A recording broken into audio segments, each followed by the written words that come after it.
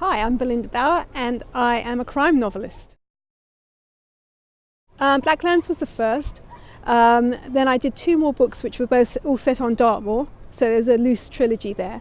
And then after that, each of my books has been a standalone, but with a world building element. So characters do move in and out of various books and reappear in various books.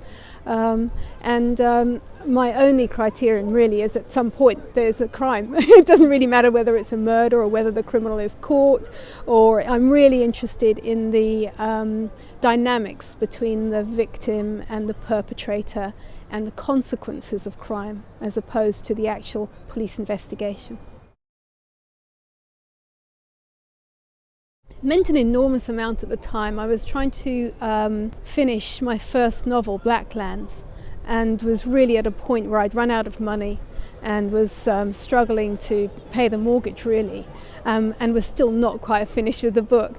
And so I saw the new writers' bursaries advertised for Literature of Wales and applied for one, and very luckily was given £6,000 in order to finish the book. It made a really big difference. I think I took another 3 months to finish the book, and within a year it had won the prize for Best Crime Novel of the Year, so it was a really good investment, I hope.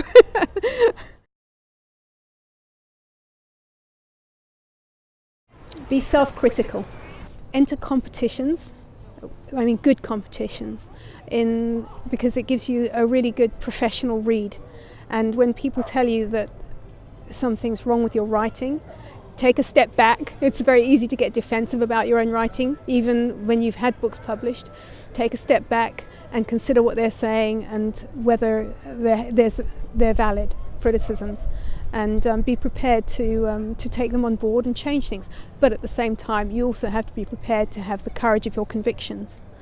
So that's why entering competitions is so useful, because the person doesn't know you. It's not a personal transaction. And so when you make it through to a short list or something like that, you can be pretty sure that you've produced a reasonably good piece of work.